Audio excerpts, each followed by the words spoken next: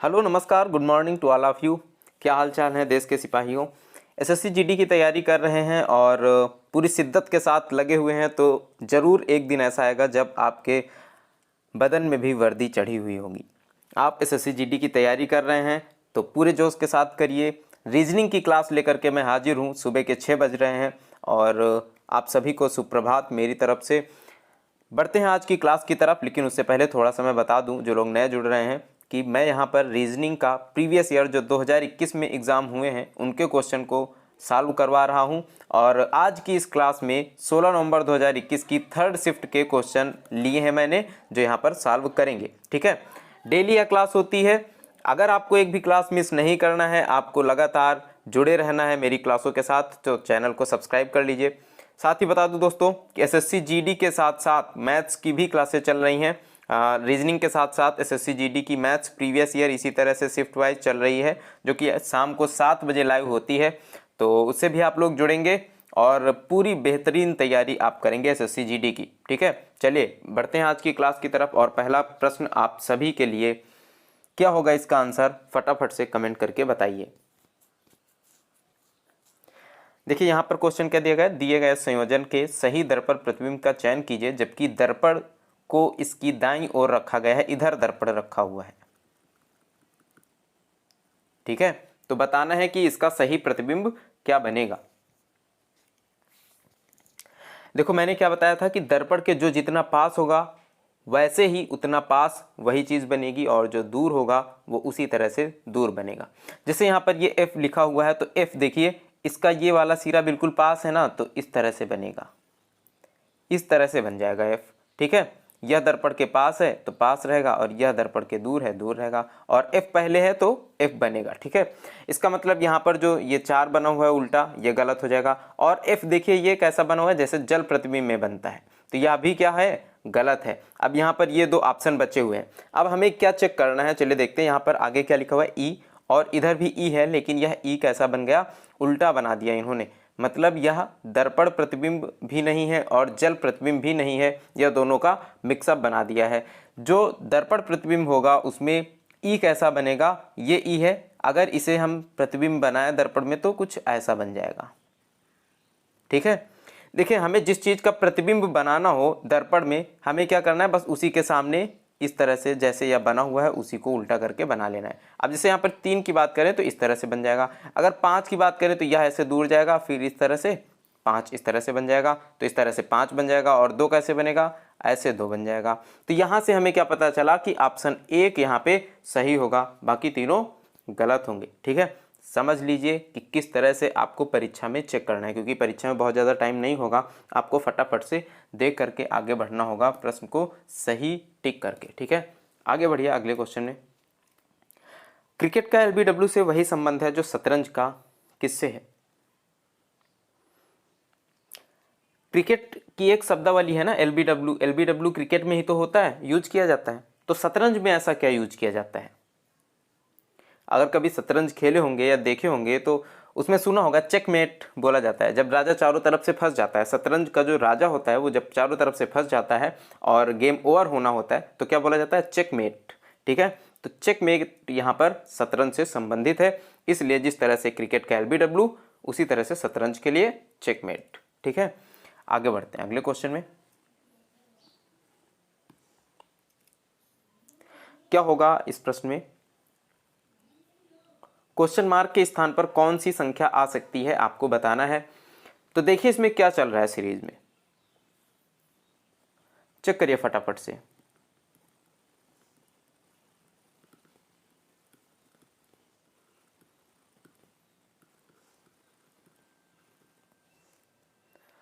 आप लोग बहुत अच्छी तरीके से पढ़ रहे हैं और बहुत अच्छा रिस्पांस आप लोगों का मिल रहा है। जिस तरह से क्लासें मैं बना रहा हूं उसी तरह से आप लोग भी रिस्पांस कर रहे हैं, मुझे काफ़ी अच्छा लग रहा है। बहुत सारे लोग जुड़े हुए हैं और बहुत सारे लोग पढ़ रहे हैं। आप लोगों के अच्छे अच्छे कमेंट आते हैं, पढ़ करके बहुत अच्छा लगता है और बहुत जुनून आता है, और भी आपके लिए और मेहनत करने का दिल करता है। तो इसीलिए मैं कहता हूँ आपसे कि आपको जो अच्छा लगे, जो बुरा लगे, जैसी भी आपकी फीलिंग आती है क्लास को देख करके, आप कमेंट में उसे शेयर कर दीजिए। और अगर क्लास पसंद आए तो उसे लाइक भी ज़रूर करिए, सपोर्ट करिए, शेयर करिए। ठीक है, जो कुछ भी आप कर सकते हैं इस वीडियो के साथ सब कुछ करिए। अब यहाँ पर देखेंगे क्या हो रहा है। अगर इनका अंतर निकालें तो 14 और 15 का अंतर कितना होगा 1, 15 और 24 का अंतर कितना होगा 9, और यहाँ पर 49 और 24 का अंतर कितना होगा 9 में से 4 गया तो 5, और इधर 4 में से 2 गया तो 2, 25।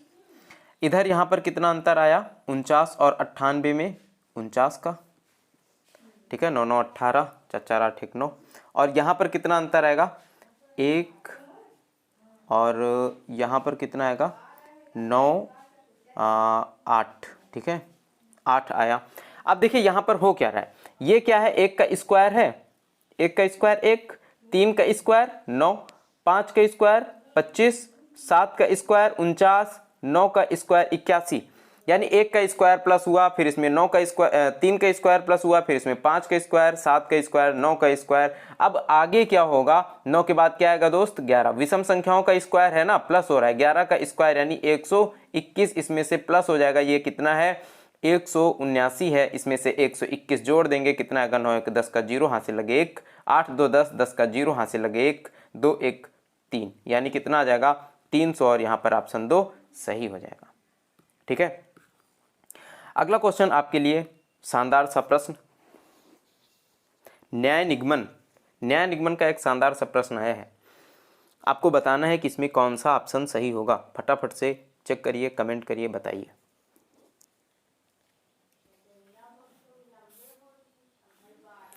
बोला जा रहा है कोई लड़का इंजीनियर नहीं है। मान लीजिए यह लड़के हैं, ठीक है, और इनमें से कोई भी इंजीनियर नहीं है, कोई इंजीनियर ड्राइवर नहीं है, कोई भी इंजीनियर जो है वह ड्राइवर नहीं है, सभी लड़कियां लड़के हैं। अब देखिए लड़कियां जो है वो क्या हैं लड़के हैं, सभी लड़कियां ये लड़कियां हैं। अगर सभी लड़कियां लड़के हैं तो सभी लड़कियों को लड़कों के अंदर बना दिया जाएगा। अब यहां पर निष्कर्ष में आते हैं। निष्कर्ष पहला क्या दिया गया है कि सभी लड़के ड्राइवर हैं। बताइए क्या सभी लड़के ड्राइवर हैं? बिल्कुल नहीं है, बिल्कुल गलत है, तो पहला वाला गलत हो जाएगा। दूसरा क्या है, कोई लड़की इंजीनियर नहीं है। देखिए जब यहाँ पर कोई लड़का इंजीनियर नहीं है और सभी लड़कियां लड़के हैं, यानी लड़कियां हमेशा लड़कों के अंदर रहेंगी, इससे बाहर यहाँ पे नहीं बनाई जा सकती हैं। और कोई भी लड़का इंजीनियर नहीं है, इसका मतलब कोई भी लड़की भी इंजीनियर नहीं हो सकते हैं कभी। इसका मतलब यहाँ पर ये दूसरा ऑप्शन सही हो जाएगा, यानी ऑप्शन 2 केवल निष्कर्ष 2 पालन करता है, सही हो जाएगा। ठीक है, आगे बढ़ते हैं नेक्स्ट क्वेश्चन में। एक निश्चित कूट भाषा में अलार्मिंग को 150 लिखा जाता है। ALARMING को क्या लिखा जाता है 150।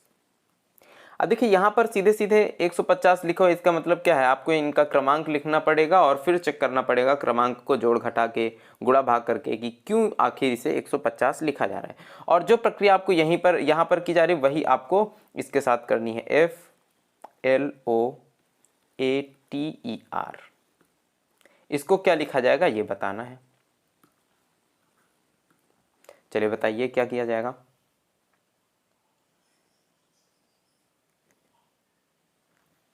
चलिए देखिए यहाँ पे अगर इनका कोड लिखते 1 और इसका 12, 1, 18, 13, 9, 14, 7 और इन सभी को जोड़ दें, प्लस कर दें, plus plus plus plus plus, तो कितना आएगा 7 4 11 9 20 3 23 और 8 31 1 32 और 32 2 34 1 35 35 का 5 हासिल लगे 3 3 1 4 1 5 1 6 1 7, कितना आया 75।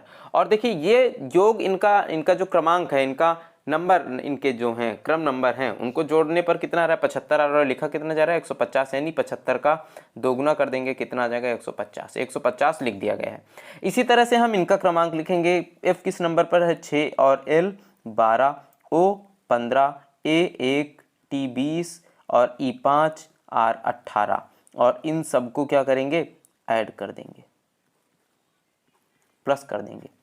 जब प्लस करेंगे तो क्या आ जाएगा, 8 और 8 5 13, 1 14 और 14 5 19, 19 2 21, 21 6 27 के 7 हाथ से लगे 2, 1 3, 2 5, 1 6, 1 7, कितना आया 77। अब 77 को क्या करेंगे, दोगुना कर देंगे, 2 7 14, ये 4 हाथ से लगा 1, 2 7 14, 1 15, यानी कितना आ जाएगा 154। ऑप्शन 3 यहाँ पर सही हो जाएगा। ठीक है, आगे बढ़ते हैं।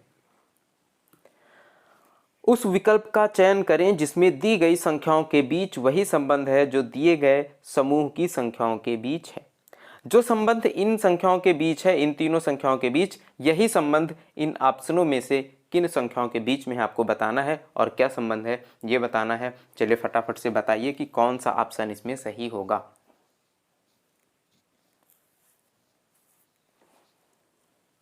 इनके बीच में क्या संबंध है ये बताना है।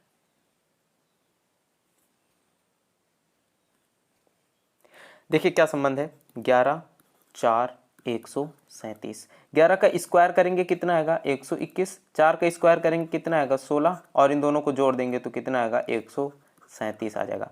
यानी शुरुआत वाली दो संख्याओं के वर्गों का योग यह तीसरी संख्या है। इसी तरह से जिस ऑप्शन में शुरुआत वाली दो संख्याओं के वर्गों का योग तीसरी संख्या जो लिखी गई है वह मिल जाए तो समझ लीजिए वही ऑप्शन सही होगा। अगर पहला ऑप्शन देखें तो 9 है, 9 का स्क्वायर कर देंगे तो 81, और 8 है, 8 का स्क्वायर करेंगे 64, कितना आ जाएगा 8 6 14, 145 आ जाएगा, और पहला ऑप्शन ही यहाँ पर सही हो जाएगा।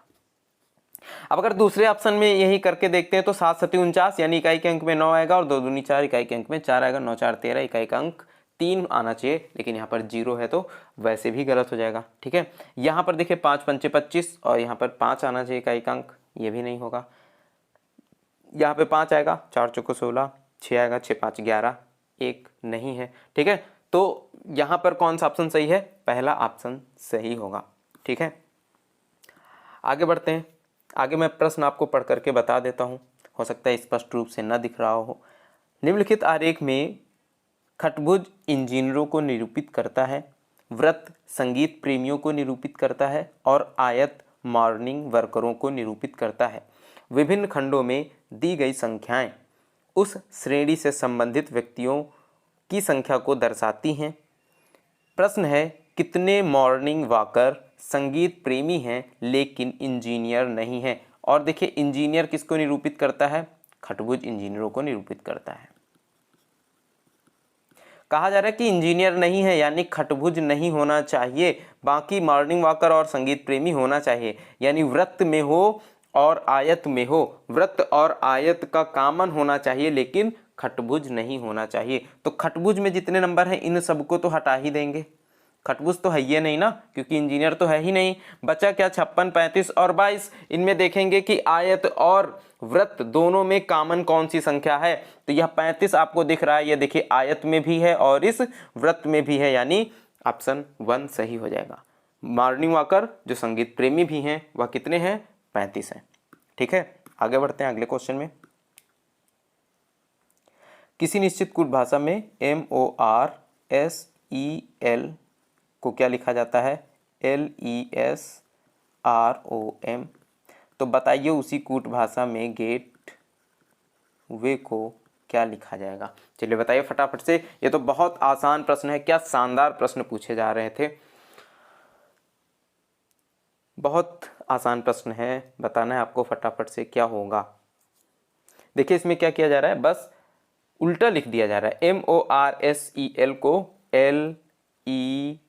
LESROM, बस अपोजिट लिख रहे हैं, यानी Y को पहले, फिर Y के बाद A के बाद W, फिर E, फिर T, फिर A, फिर G, तो YAWETAG, YAWETAG कौन सा ऑप्शन है, 4। यहाँ पर A से शुरू है, गलत, YAWT आ गया, यहाँ पे ET होना चाहिए, ये भी गलत, YAWA है, ये भी गलत, तो कौन सा सही है ऑप्शन, ऑप्शन 4 सही हो जाएगा। ठीक है, आगे बढ़ते हैं। 21 मार्च 2007 को बुधवार है, तो 25 मई 2015 को सप्ताह का कौन सा दिन होगा। देखिए दो तरीके से प्रश्न को किया जा सकता है। एक तरीका तो यह है कि 21 मार्च 2017 को देखा जाए कि एक्चुअल में कौन सा दिन होगा, और फिर अगर बुधवार बोला जा रहा है तो ये सही बोला जा रहा है या फिर कुछ कम ज़्यादा बोला जा रहा है, कितना कम ज़्यादा बोला जा रहा है ये पता कर लेते हैं। फिर 25 मई 2015 को कौन सा दिन होगा उसी के अकॉर्डिंग इसे सेट कर लेंगे। और जो दूसरा तरीका है एक्स्ट्रा दिन निकाल लेंगे कि 21 मार्च 2007 से लेकर के 25 मई 2015 तक के बीच में एक्स्ट्रा दिन कितने हैं, बस उतने दिनों को आगे काउंट कर दिया जाएगा, बुधवार के बाद ऐड कर दिया जाएगा, वही दिन सही हो जाएगा। तो चलिए एक्स्ट्रा दिन निकाल करके सॉल्व करते हैं। 21 मार्च 2007 को बोला जा रहा है और मार्च 31 का महीना होता है, तो 21 मार्च हो चुका है। अब आगे कितने दिन बचे, 10 दिन और बचे 31 मार्च के लिए, ठीक है। तो 10 में से एक्स्ट्रा दिन कितने होंगे, 7 से भाग कर देंगे, यानी 3 एक्स्ट्रा दिन होंगे। शेषफल कितना आएगा, 3 आएगा अगर 10 को भाग किया जाएगा तो एक्स्ट्रा दिन कितने आए, 3 मार्च में। और मार्च के बाद अप्रैल 30 का महीना, एक्स्ट्रा दिन कितने आएंगे, 2, ठीक है। फिर मई 25 मई तक की बात हो रही है, तो 25 में एक्स्ट्रा दिन कितने होंगे, 3 होंगे, ठीक है। 7 से भाग कर देंगे, 7 त्रिक का 21, सॉरी यहाँ पे कितने होंगे, 4 होंगे, ठीक है। तो मई तक निकल आया। मई 2007 तक एक्स्ट्रा दिन कितने हैं, 3, 2 और 4। अब 2007 है यहाँ पर और यहाँ पर क्या है, 2015 है।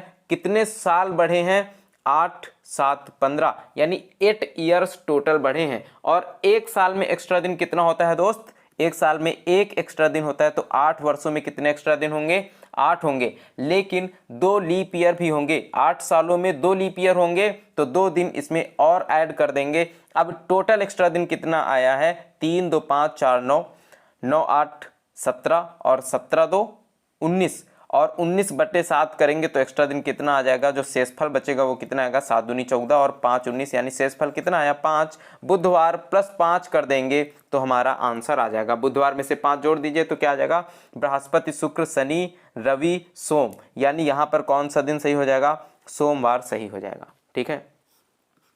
यह तो रहा एक तरीका। अगर दूसरे तरीके से इसे सॉल्व करें तो 21 मार्च 2007 को देखेंगे कि कौन सा दिन होगा, लेकिन उसके लिए हमें क्या करना होगा, हमें कोड वगैरह याद करने पड़ेंगे।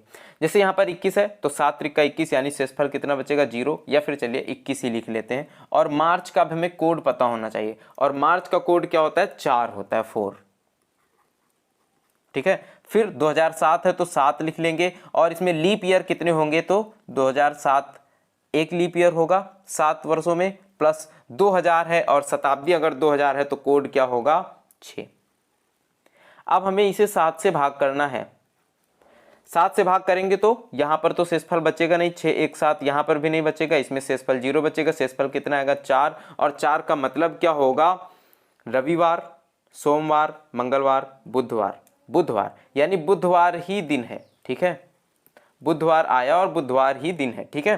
तो यहाँ पर जो दिन आएगा 25 मई 2015 को वही सप्ताह का दिन हो जाएगा। तो 25 मई 2015 को देखेंगे तो 25 प्लस मई का कोड क्या होगा, 144 025 होता है, तो 144 025, जनवरी, फरवरी, मार्च, अप्रैल, मई, मई का कोड क्या होगा, 2 होगा, और 15 है तो 15, 4 3 12, यानी 3 लीप ईयर होंगे 2000 में 6।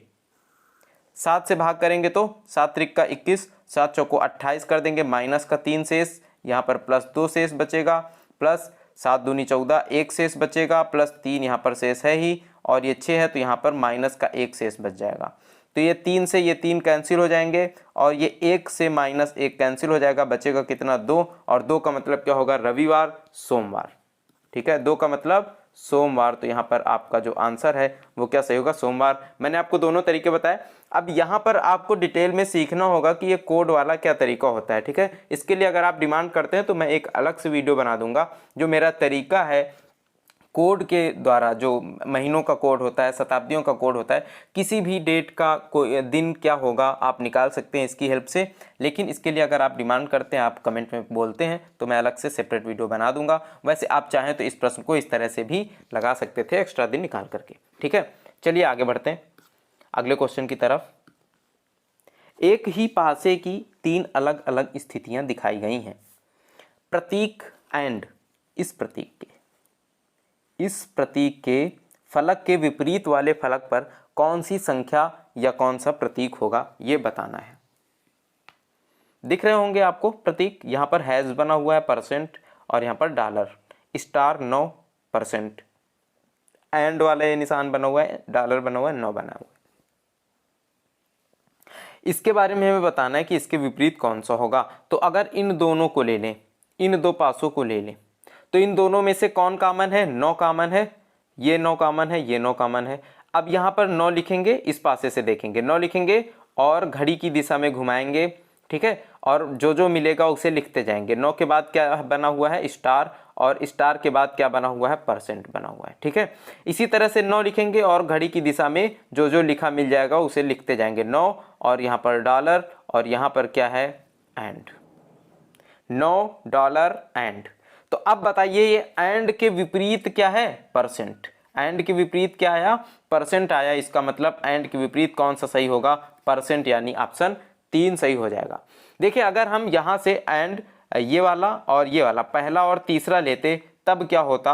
या इन दोनों में क्या कॉमन था? डॉलर और डॉलर कॉमन था, तो डॉलर लिखते और उसके बाद ये परसेंट आता, फिर क्या आता? हैज़, क्योंकि घड़ी की दिशा में घुमा देते, और यहाँ पर ये डॉलर और इसके बाद क्या आता? एंड, और इसके बाद 9। तो एंड के विपरीत फिर से क्या आ जाता? परसेंट आ जाता। मतलब हम चाहें तो तीसरे और पहले या फिर चाहें तो तीसरे और दूसरे, किसी से भी निकाल सकते हैं। इस एंड के विपरीत क्या आएगा? परसेंट आएगा। बस इसका तरीका समझ लीजिए कि क्या होगा। अगर एक सतह कॉमन मिल रही है, अगर दो पासों में एक सतह कॉमन मिल रही है, जैसे इसमें देखिए 9 और 9 इन दोनों में कॉमन मिल रहा था, तो क्या करेंगे? उस कॉमन सतह को लिखेंगे और घड़ी की दिशा में जो जो हमें मिलता जाएगा उसे लिख लेंगे। जैसे यहाँ पर 9 मिला था, 9 के बाद परसेंट मिला, स्टार मिला था, स्टार के बाद परसेंट मिला था, लिख लिया। यहाँ पे 9 मिला, डॉलर मिला, एंड मिला, ये भी लिख लिया। घड़ी की दिशा में इधर 9 से शुरू करेंगे और घुमा देंगे, ठीक है। फिर यहाँ पर जो इसके विपरीत होगा वही इसके विपरीत सतह होगी, ठीक है। आई होप आप समझ गए होंगे। अगर आपको पहले से नहीं पता रहा होगा तब भी बहुत अच्छे से। देखिए क्या दिया गया क्वेश्चन। अनुपमा, भाव्या, चहल, दिलीप, सौरभ, वरुण और गोविंद, टोटल कितने लोग हैं? 7 लोग हैं। एक वृत्ताकार व्यवस्था में केंद्र की ओर मुख करके बैठे हैं और ताश खेल रहे हैं। सौरभ, अनुपमा और दिलीप के बगल में बैठा है। ये प्रश्न चलिए आप लोग सॉल्व करिए, तब तक मैं यहाँ पर थोड़ा सा बना लेता हूँ।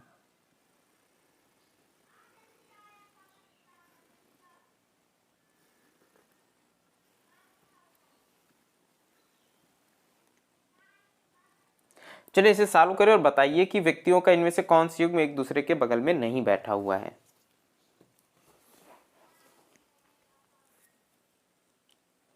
देखिए आप लोग क्या किया कीजिए ना कि वीडियो को पुश कर लीजिए और फिर सॉल्व कर लीजिए, क्योंकि यह वीडियो मैं अपलोड कर रहा हूं, तो आप इसे पुश करके वीडियो को रोक करके आराम से सॉल्व कर सकते हैं और वीडियो को आगे बढ़ा सकते हैं, ठीक है। अगर मैं ज़्यादा देर रुकूंगा, इसमें टाइम दूंगा, जो कि लाइव क्लास अगर होती तो टाइम देना पड़ता, लेकिन इस क्लास में ज़्यादा टाइम देने का कोई मतलब नहीं बनता है, क्योंकि फिर वीडियो लंबी हो जाएगी और अपलोड करने में भी दिक्कत आएगी। तो चलिए इसमें बताते हैं, मैं बताता हूँ ना।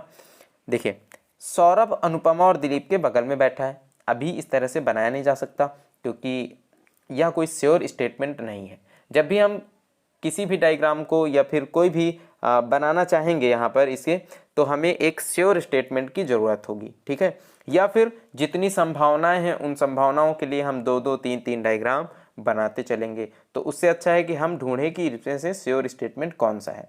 दूसरा क्या है? गोविंद, वरुण और चहल के बीच में नहीं बैठा है, इसे भी हटा देते हैं। वरुण अनुपमा के ठीक दाईं ओर बगल में बैठा है। अब मान लीजिए अनुपमा यहाँ पर बैठी हैं, तो वरुण कहाँ होगा? इसके ठीक दाईं ओर बगल में बैठा होगा, ठीक है। अब देखिए आगे क्या बोला जा रहा है। सौरभ अनुपमा और दिलीप के बगल में बैठा है। सौरभ जो है यहाँ पर बैठा है, जो अनुपमा के भी बगल में है और दिलीप के भी बगल में है, तो दिलीप इधर बैठा है, ठीक है। आगे बोला जा रहा है कि गोविंद, वरुण और चहल के बीच में नहीं बैठा है, लेकिन चहल कहाँ पर है? और देखिए इसके अलावा कोई और स्टेटमेंट भी नहीं है, और बोला क्या जा रहा है? गोविंद, वरुण और चहल के बीच में नहीं बैठा है। तो वरुण तो यहाँ पर है और चहल और गोविंद के बीच में नहीं बैठा है। तो देखिए चहल यहाँ पर भी हो सकता है, चहल यहाँ पर भी हो सकता है। अगर चहल यहाँ पर होगा तो गोविंद कहीं पर भी बैठ सकता है, क्योंकि ये तो बोला नहीं जा रहा है कि वरुण और चहल के बीच में कुछ गैप है। ये प्रश्न मुझे कुछ ठीक नहीं लग रहा है, ठीक है। यह प्रश्न मेरे हिसाब से गलत होगा, क्योंकि इसके अलावा कोई स्टेटमेंट भी नहीं दिया गया है। इसमें स्टेटमेंट या तो ये मिलना चाहिए कि चहल और वरुण के बीच में कोई एक इंसान बैठा हुआ है, लेकिन गोविंद नहीं बैठा हुआ है। चलिए अगर थोड़ी देर के लिए मान लेते हैं कि यह स्टेटमेंट इसमें ऐड कर देते हैं कि वरुण और चहल के बीच में एक इंसान बैठा है लेकिन वह गोविंद नहीं है। ठीक है, इसे ऐड कर देते हैं तो फिर यहां पर आ जाएगा चहल। अब वरुण और चहल के बीच में एक इंसान बैठा है लेकिन गोविंद नहीं है तो गोविंद इधर आ जाएगा। और फिर बचेगा कौन? भाव्या, तो भाव्या यहां पर बैठ जाएंगी। ठीक है, अब यहां पर देखते हैं कि कौन सा युग्म एक दूसरे के बगल में नहीं बैठा है। तो दिलीप और सौरभ एक दूसरे के बगल में बैठे हैं, इसका मतलब ऑप्शन या गलत हो जाएगा। भाव्या और अनुपमा इधर है, भाव्या इधर है, इसका मतलब यह आंसर इसके हिसाब से सही होगा। लेकिन मैंने क्या बताया, अगर यहां पर एक स्टेटमेंट क्या जुड़ जाए कि वरुण और चहल के मध्य एक व्यक्ति बैठा है, यह इसमें जुड़ा हुआ होना चाहिए। अब चहल और भाव्या बिल्कुल पास में है, गोविंद और दिलीप भी पास में है, तब यह बिल्कुल सही होगा। लेकिन अगर इसमें यह स्टेटमेंट ना रहे जो मैंने आपको अलग से बताया है, अगर इसमें यह नहीं है, इसका मतलब क्या है कि यह प्रश्न दोस्त गलत था। ठीक है, आगे बढ़ते हैं अगले क्वेश्चन में। दिए गए विकल्पों में उस आकृति का चयन करें जो निम्नांकित आकृति में प्रश्नवाचक चिन्ह के स्थान पर आ सकती है और पैटर्न को पूरा कर सकती है। घुमाने की अनुमति नहीं है, ध्यान रखिएगा, घुमाना नहीं है आपको। कोई भी चित्र जैसे है वैसे ही फिट होना चाहिए। कौन सा सही होगा बताइए, जल्दी से देख करके बताइए। क्या आपको लग रहा है कि 2 हो सकता है?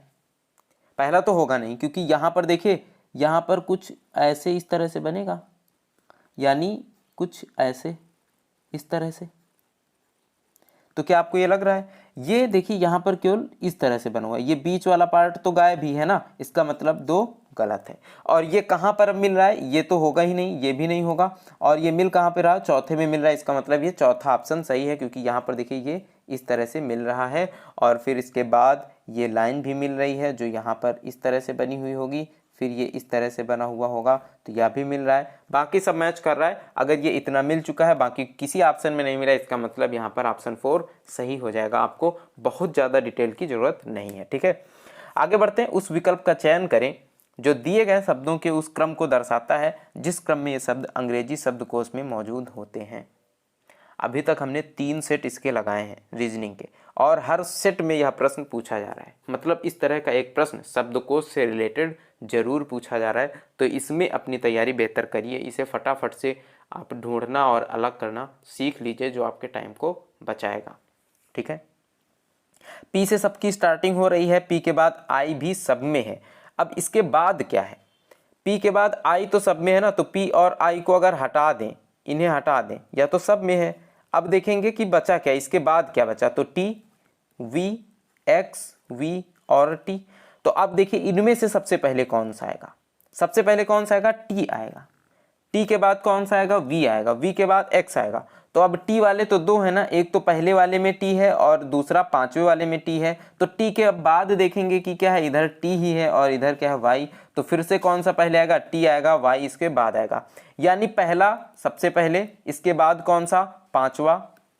अब पहले और 5वें को हटा दिया जाए क्योंकि ये काउंट हो चुके हैं। अब इसके बाद कौन सा आएगा? वी आएगा। तो दूसरा और यहाँ पर कौन सा है? चौथा। दूसरा और चौथा चेक करते हैं, क्योंकि तीसरा तो सबसे लास्ट में ही आएगा, क्योंकि यहाँ पर क्या है? एक्स है। अब यहाँ पे वी है, ओ ओ टी टी, उसके बाद ये ए एल आगे बढ़ा है, इसमें कुछ भी नहीं है, इसका मतलब इसके बाद कौन सा आएगा? दूसरा, उसके बाद चौथा, फिर कौन सा आएगा? तीसरा आएगा। यह क्रम किसमें दिया गया है? 1 5 2 4 3, 1 5 2 4 3, ऑप्शन 4 यहाँ पे सही होगा, बाकी सब क्या होंगे? गलत होंगे। ठीक है, आगे बताइए फटाफट से, इसमें बताइए इस प्रश्न में क्या होगा। ब्लड रिलेशन का एक शानदार सा प्रश्न आप लोगों के लिए, फटाफट से बताइए कि क्या होगा आंसर इसका, कौन सा ऑप्शन सही होगा।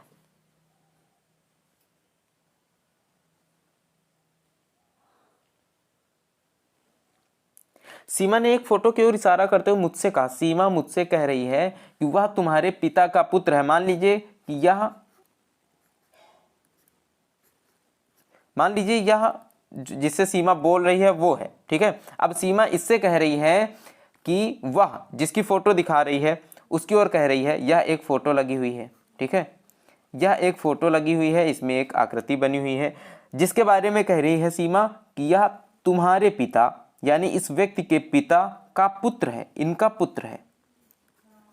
अब ये इनका पुत्र होगा, ठीक है। तो फोटो में मौजूद व्यक्ति, अब यह फोटो लगी है इधर देखिए, और ये सीमा क्या बोल रही है कि यह जो फोटो है वह तुम्हारे पिता का इकलौता पुत्र है, यानी ये फोटो वाला जो व्यक्ति है वह तुम्हारे पिता का, सॉरी इकलौता नहीं है, तुम्हारे पिता का पुत्र है। अगर इनके पिता का पुत्र है मतलब इनका कौन होगा, भाई होगा।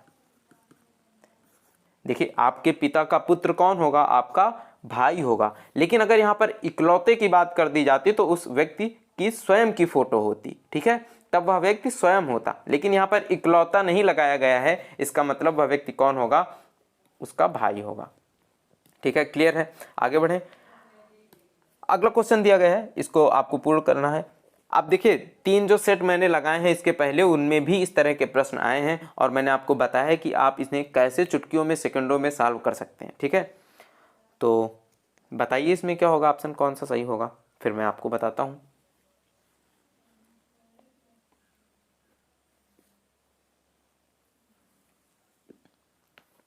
देखिए इन्हें सबसे पहले काउंट कर लेंगे कि टोटल यहाँ पर कितने अक्षर फिल होंगे, मतलब कितने भरे जाएंगे और कितने भरे हुए हैं, इन सबको मिला करके टोटल कितने अक्षर हैं।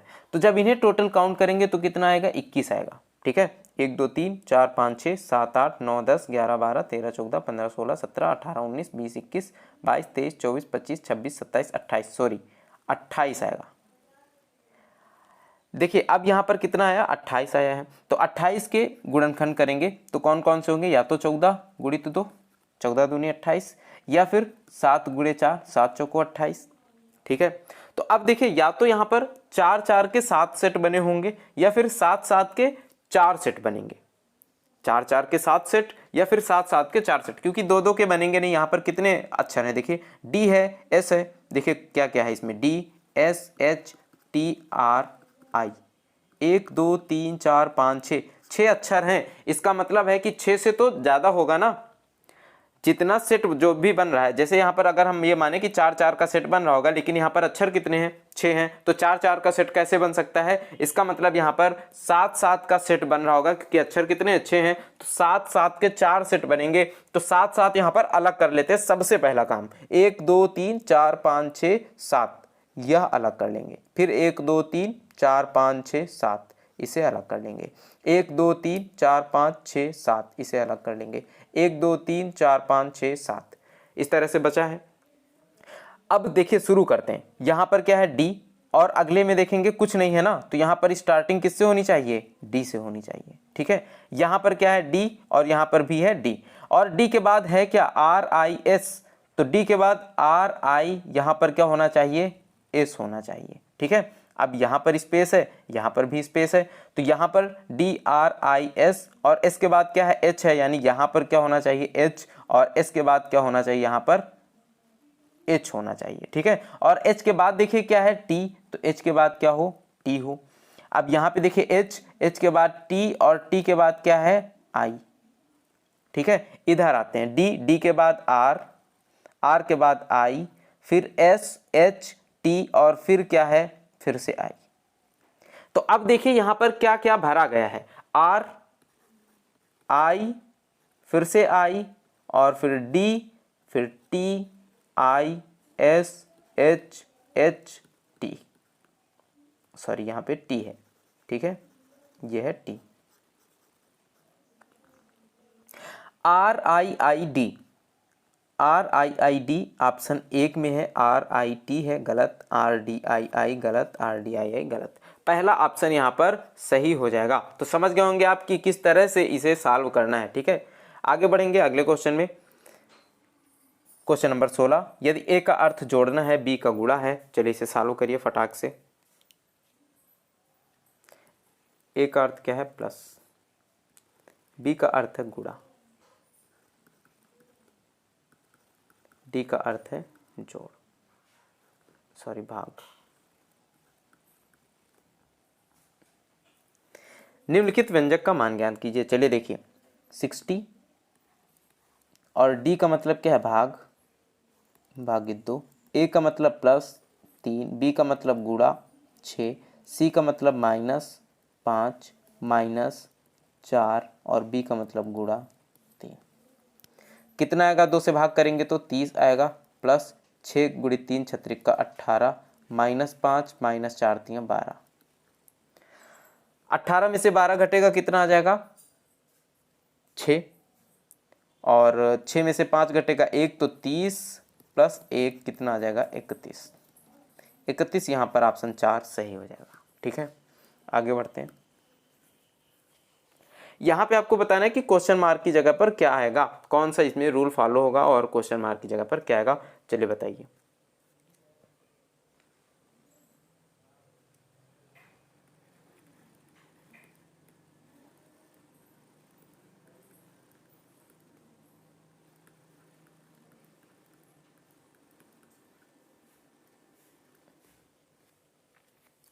देखिए यहाँ पर अगर इनका अंतर निकालेंगे क्या आएगा 4, अंतर निकालेंगे क्या आएगा 9, बस 9 आएगा। और यहाँ पर अगर अंतर निकालेंगे तो क्या आएगा 6 1 16 आएगा। इसका मतलब देखिए क्या है, 2 का स्क्वायर माइनस हो रहा है, -2 का स्क्वायर -4 हो रहा है ना, -9, 3 का स्क्वायर माइनस हो रहा है, यहाँ पे 4 का स्क्वायर माइनस हो रहा है, तो आगे क्या होगा 5 का स्क्वायर माइनस होगा, 2 के बाद 3, 3 के बाद 4, तो 4 के बाद 5 का स्क्वायर माइनस यानी 25। इसमें से माइनस कर देंगे 180 में से, तो क्या बचेगा 0 में 5 गए 5 यानी 10 में 5 गए 5, 7 में से 2 गए, कितना बचेगा 5, और यहाँ पर कितना आ जाएगा 1, तो 155 दोस्त यहाँ पर ऑप्शन 2 सही हो जाएगा, 155 आंसर आ जाएगा। ठीक है, आगे बढ़ते हैं अगले प्रश्न में। अप्रैल को इस तरह से कोड में लिखा जा रहा है, मार्च को इस तरह से कोड में लिखा जा रहा है, उसी कोड भाषा में परम को क्या लिखा जाएगा, PARAM को क्या लिखा जाएगा। यहाँ पर आपको केवल और केवल छांट करके लिख लेना है। P को क्या लिखा जा रहा है, देखिए गुणा लिखा जा रहा है, तो यहाँ पर P की जगह पर क्या हो जाएगा गुणा, और गुणे से एक ऑप्शन सही है, बस यही सही हो जाएगा, बाकी सब क्या होंगे गलत हो जाएंगे बस। ठीक है, आगे बढ़ते हैं। क्वेश्चन 19 पढ़ करके मैं बता देता हूं, हो सकता है दिख ना रहा हो। कागज के एक टुकड़े को मोड़ने के क्रम और मुड़े हुए कागज को काटने के तरीके को निम्नलिखित आकृतियों में दर्शाया गया है। खोलने पर यह कागज कैसा दिखेगा यह आपको बताना है। इस तरह से सबसे पहले एक प्लेन कागज था, उसे इस तरह से मोड़ा गया, और फिर उसके बाद उसे ऊपर से इस तरह से मोड़ दिया गया, फिर इसको इस तरह से काट दिया गया है। तो अब बताइए यहाँ पर क्या बचेगा। इस तरह से जब ये मोड़ा गया तो यहाँ पर एक आकृति इस तरह से काटी गई, और एक आकृति इस तरह से काटी गई, और एक इस तरह से काटी गई। अब आपको बताना है कि जब इस पेपर को खोला जाएगा, क्योंकि यह पेपर कैसा है, सबसे पहले इस तरह से खोला जाएगा इसको ऊपर की तरफ, और फिर इस पूरे पेपर को इधर खोला जाएगा, और इसका केंद्र क्या है, ये केंद्र है। तो मैंने क्या बताया था, चाहे दर्पण प्रतिबिंब हो या फिर पेपर की कटिंग वाले प्रश्न हो, इनमें केंद्र के जो सबसे पास रहेगा वो पास बनेगा हर तरफ, जो दूर रहेगा वो दूर बनेगा। ठीक है, तो आपको क्या करना है, जब ये ऊपर की तरफ खोला जाएगा तो ये देखिए ये आपका दर्पण का काम करेगा, और आप ये मान लीजिए कि यह दर्पण रखा हुआ है, इसके उस तरफ प्रतिबिंब बनाना है, तो कैसा बनेगा, यह पास में है इसे पास में बना देंगे इस तरह से। ठीक है, और फिर इसके बाद यहां से लगा हुआ, इस तरफ से लगा हुआ एक इस तरह से यह आकृति बनी है, तो इधर से लगी हुई एक आकृति बन जाएगी इस तरह से। ठीक है, और फिर इसके पीछे, सामने नहीं, यहां पे नहीं, इसके पीछे बनी हुई है इस तरह से एक आकृति, तो इसके पीछे यहां पर आकृति एक बनेगी। क्लियर है। तो अब देख लेंगे हम कि एक तरफ आधे पेपर में इस तरह की आकृति किस ऑप्शन में बनी हुई है। तो अगर देखेंगे तो एक ऑप्शन हमें यह मिल जाएगा जिसमें इस तरह की आकृति बनी हुई है, एक ऑप्शन ये तो है ये नहीं, और एक ऑप्शन हमें यह मिल जाएगा जिसमें इस तरह की आकृति बनी हुई है। अब जब पेपर को इस इधर की तरफ खोला जाएगा तो यही जो बना हुआ है सेम टू सेम इधर भी बन जाएगा, यानी ये इस तरह से और ये इस तरह से, इसी तरह से यहाँ पर और इसके ऊपर भी, और इसी तरह से यहाँ पर और इसके नीचे भी, यानी यही चीज़ रिपीट होनी है। तो यही चीज़ किधर मिलेगी, इस वाले ऑप्शन में, ऑप्शन 2 में मिल रही है। इसमें तो पहले ही ये कैंसिल हो गया, और 3 में भी देखिए इस तरह से नहीं बना हुआ था तो ये भी कैंसिल, और इसमें ये वाले जो है कहाँ पे बना दिए गए, इधर बना दिए गए, इसका मतलब ये भी गलत है। आपका ऑप्शन कौन सा सही होगा, ऑप्शन 2 सही हो जाएगा। ध्यान से समझ लीजिएगा एक बार, क्योंकि एक बार अगर आप इसे अच्छे से समझ लेते हैं तो आपको 3 से 4 सेकंड लगेगा इसे पहचानने में, ठीक है। यहाँ पर बनाने में और समझाने में मुझे टाइम लग रहा है, लेकिन जब आप इसे एक बार समझ लेंगे तो आपको 2 से 3 सेकंड लगेगा इसे पहचानने में कि इसका कौन सा आंसर सही है, ठीक है। अब इस प्रश्न को सॉल्व करते हैं। यहाँ पर क्वेश्चन नंबर 20 क्या दिया गया है।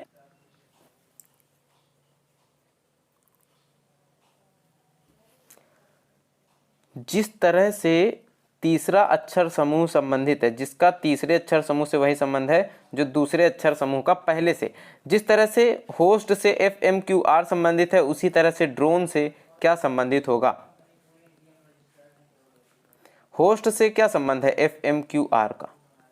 अगर नहीं ऐसे समझ में आ रहा है तो क्या करेंगे, इसमें नंबर लिख लेंगे 8, 15, 19, 20 और यहाँ पर भी नंबर लिख लेंगे 6, 13, 17, 18। अब तो दिख रहा है ना कि -2 हो रहा है, 15 - 2 13 हो रहा है, 19 - 2 17 हो रहा है और 20 - 2 18 हो रहा है। इसी तरह से क्या है DRON, नंबर लिखेंगे 4, 18, 15, 14, -2 होगा क्या आएगा 2, यानी B, -2 होगा तो क्या आएगा 16 और 16 का मतलब P, और B के साथ P की शुरुआत 2 ऑप्शनों में है। चलिए और आगे देख लेते हैं। 15 में से 2 घटेगा कितना आएगा 13 और 13 का मतलब M। अब BPM एक ऑप्शन मिला, ऑप्शन 2 BPL है यहाँ पर गलत, BL BM गलत। कौन सा सही होगा, ऑप्शन 2 सही हो जाएगा।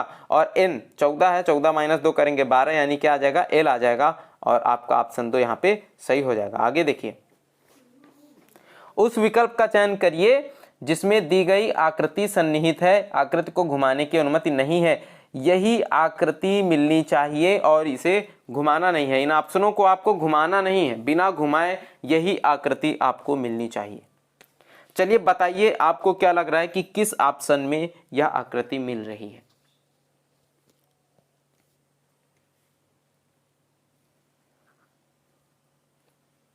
अगर ऑप्शन 1 देखें, हम सबसे पहले क्या ढूंढेंगे, सबसे पहले यह आकृति ढूंढेंगे कहां कहां पर मिल रही है।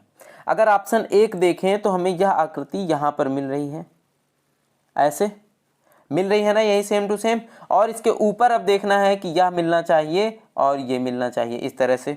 तो ऊपर देखेंगे यह मिल रही है, यह मिल रही है, लेकिन यहाँ पर क्या है कि इसके बीच से मिल रही है ना, देखिए इसके बीच से यह लाइन है और यहाँ पर बिल्कुल किनारे से है, इसका मतलब ऑप्शन 1 गलत होगा।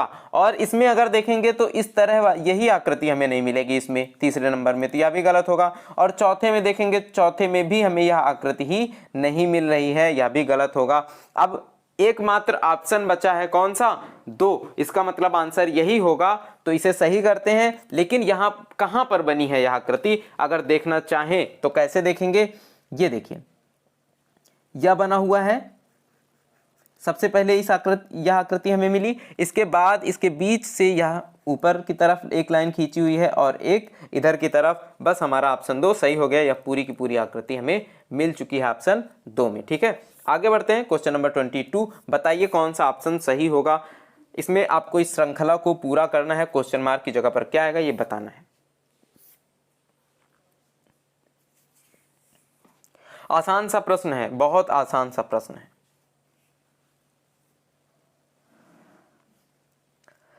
देखिए क्या है, DEFG, आगे क्या आएगा H, O के बाद N, N के बाद M, यानी एक कम हो रहा है, 15 - 1 14 और 13, 13 के बाद 12, तो यहाँ पर क्या आएगा 11 और 11 का मतलब K, KLMN, तो यहाँ पर क्या आएगा O, यानी HKO, ऑप्शन 1 यहाँ पर सही हो जाएगा, ठीक है। अगला क्वेश्चन, 4 अक्षर समूह दिए गए हैं जिनमें से किसी तरह से संगत हैं, 3 किसी तरह से संगत हैं और 1 असंगत है। उस अक्षर समूह का चयन करें जो असंगत है। इनमें से कौन सा मेल नहीं खा रहा है उसे ढूंढना है, जल्दी से बता दीजिए। बहुत अच्छा प्रश्न है।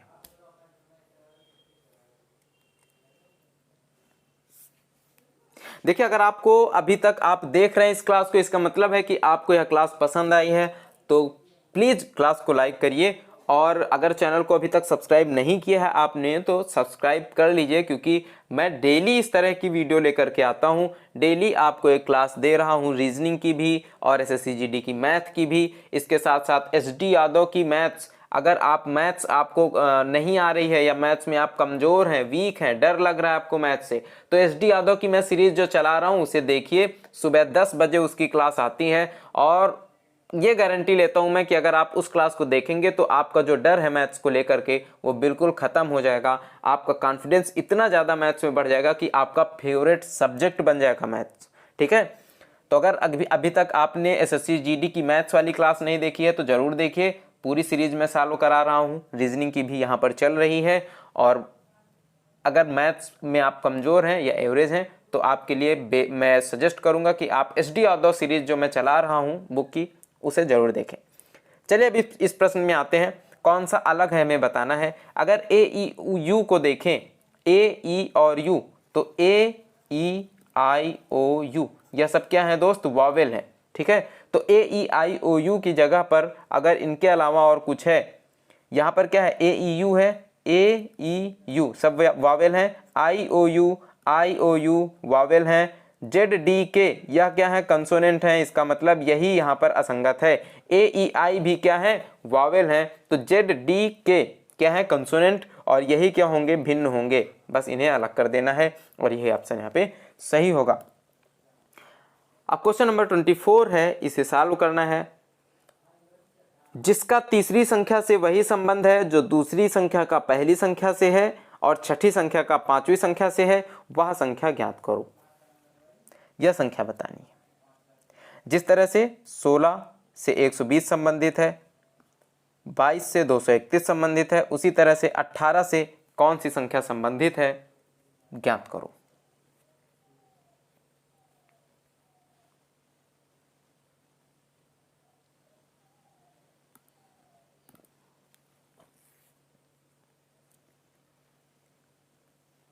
कुछ लग पा रहा है दिमाग? थोड़ा सा दिमाग यूज करना है, थोड़ा सा। देखो दोस्त, 16 दिया गया है और इधर क्या दिया गया है, 120। 16 से 120 में क्या संबंध है हमें बताना है। तो अगर 16 को आधा कर दें तो क्या होगा, 8, और गुड़े 16 में से 1 घटा दे, 16 माइनस 1 कितना होगा, 15, तो कितना आ जाएगा, 120 आ जाएगा। इसी तरह से 22 और 231 को देखते हैं। यहाँ पर 22 है, लेकर के कितना आना है, 231, तो इनमें क्या संबंध है, 22 का आधा करेंगे 11 आएगा, गुड़े 22 में से 1 घटा देंगे तो 21 आएगा, 11 1 कम 11 और 11 दूनी 22 1 23, कितना आ जाएगा, 231 आ जाएगा। यानी हम क्या कर रहे हैं, जो पहली संख्या दी गई है, जैसे यहाँ पर 18 दिया गया है तो इसे आधा कर रहे हैं यानी 9, और फिर इस 18 में से 1 घटा देंगे 17, इनका गुणा कराएंगे, क्या आएगा, 9 सत्ते 63, हासिल लगे 6, 9 कम 9, 9 6 15, 153, और 153 यहाँ पर ऑप्शन 3 सही हो जाएगा। क्लियर है? Any doubt? अगर आपको कुछ भी डाउट लग रहा है, कुछ भी लगे कि कुछ भी आपके दिमाग में कोई भी ख्याल आ जाए कि यहाँ पर यह प्रश्न इस तरह से नहीं, इस तरह से सॉल्व होना चाहिए, आपके पास कोई अच्छा बेहतरीन आइडिया हो तो आप कमेंट करके मुझे बता सकते हैं, या फिर आप मुझसे व्हाट्सएप में कनेक्ट हो सकते हैं, जुड़ सकते हैं। आप इंस्टा आईडी मेरी डिस्क्रिप्शन में आपको मिल जाएगी, जहाँ से आप इंस्टा में मुझे डायरेक्ट मैसेज कर सकते हैं। ठीक है, तो अगर आपके पास कोई भी अच्छा तरीका हो, बेहतर तरीका हो, तो ज़रूर मुझे बताइएगा। और अगर आपको क्लास पसंद आ रही है तो क्लास लाइक कर दीजिए। लास्ट प्रश्न बचा हुआ है, इसे भी देख लेते हैं, सॉल्व कर लेते हैं। 6 लड़कियां A B C D E और एफ 2 ऊर्ध्वाधर पंक्तियों में खड़ी हैं। सभी लड़कियों का मुख उत्तर दिशा की ओर है। प्रत्येक पंक्ति में 3 लड़कियां हैं। आगे प्रश्न आप पढ़िए और सॉल्व करिए। पूछा क्या जा रहा है कि कौन सी 2 लड़कियां पंक्तियों के अंतिम स्थानों पर खड़ी हैं, तो लास्ट में खड़ी होने वाली दोनों लड़कियां कौन सी हैं ये आपको बतानी है।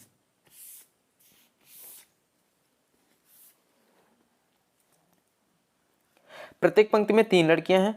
ई डी के पीछे है। डी के पीछे कौन है, ई। अब देखिए सभी का मुंह किधर है, उत्तर की ओर है, तो डी के पीछे कौन होगा। अब अगर इस तरफ मुंह होगा तो पीछे यही तो होगा ना, तो डी के पीछे ई है। एफ ए के बाईं ओर है, ठीक है, एफ जो है वह ए के बाईं ओर है, इस तरफ है, ठीक है। सी बी के ठीक आगे है, सी कहाँ है? बी के ठीक आगे है। बी के ठीक आगे कौन है? सी है। ए डी के ठीक आगे है। ए कहाँ पर है? डी के ठीक आगे, यानी डी से ठीक आगे कौन है? ए है। और देखिए क्या बोला जा रहा है कि ए के ठीक बाएं कौन है? एफ है। तो यहां से इसे रखेंगे, एफ यहां पर आ जाएगा। और बी के उत्तर में यानी बी के ठीक आगे कौन है? सी। तो बी इधर और सी इधर। अब पूछा जा रहा है कि कौन सी दो लड़कियां पंक्तियों के अंतिम स्थानों पर खड़ी हैं? तो कौन अंत में खड़ा हुआ है? बी और ई। कौन सा ऑप्शन? ऑप्शन 4 यहां पर सही हो जाएगा। तो आज के यह कुछ शानदार से प्रश्न थे जिन्हें आपने देखा कि किस तरह से सॉल्व किया गया है, और आई होप आपको अच्छा लगा हो, आपको मजा आया हो। अगर आपको अच्छी लगी है यह क्लास तो क्लास को लाइक कर दीजिए। अगर आपको लगता है कि यह क्लास हेल्पफुल है और भी बच्चों के लिए तो उनके साथ भी इसे शेयर कर दीजिए। इसके साथ मैं आपको बता दूं कि एसएससी जीडी की क्लासेस, एसएससी जीडी की प्रीवियस ईयर मैथ्स की क्लासेस डेली शाम को 7 बजे चल रही है, जिसमें 2021 में आए गणित के सभी प्रश्नों को मैं शिफ्ट वाइज सॉल्व करवा रहा हूँ, हल करवा रहा हूँ। तो अगर आप एसएससी जीडी की तैयारी कर रहे हैं तभी आप इस वीडियो को देख रहे होंगे, तो आपके लिए यह मैथ्स वाली क्लासेस भी बेहद इंपॉर्टेंट है। एसएससी जीडी के लिए आपको इससे क्या पता चलेगा? पैटर्न पता चल जाएगा कि किस तरह के प्रश्न मैथ्स में पूछे जा रहे हैं और आपकी तैयारी कैसी है। आप जो तैयारी अभी तक कर रहे थे क्या वह बेहतर हो पाई है? अगर आपकी तैयारी बेहतर है तो आप आइए इस क्लास में और यहाँ पर जो प्रश्न दिए गए हैं मुझसे पहले उन्हें सॉल्व करिए और फिर देखिए कि मैंने उसे किस तरह से सॉल्व किया है। ठीक है, तो वीडियो रोक करके आप उसे पहले से पहले सॉल्व कर सकते हैं। ठीक है, और कितने समय में आप किसी प्रश्न को सॉल्व कर रहे हैं यह भी डिपेंड करता है, क्योंकि परीक्षा आपको देनी है। परीक्षा में बैठेंगे आपको बहुत ज़्यादा समय नहीं मिलेगा, तो आपको ध्यान रखना है कि समय कितना लग रहा है किसी प्रश्न को सॉल्व करने में, किस प्रश्न को हमें स्किप करना है फर्स्ट अटेम्प्ट में, किस प्रश्न को सॉल्व करना है। ये सारी चीज़ें आप सीखेंगे जब आप प्रैक्टिस करेंगे। इसीलिए मैं कह रहा हूँ कि आप इस क्लास को ज़रूर ज्वाइन करिए मैथ्स के लिए, और रीजनिंग के लिए यह क्लास चल ही रही है। फिलहाल इतनी ही क्लास थी। ठीक है, और अब मिलते हैं नेक्स्ट वीडियो में आप लोगों को नेक्स्ट क्लास में। तब तक के लिए बाय बाय, टेक केयर, जय हिंद।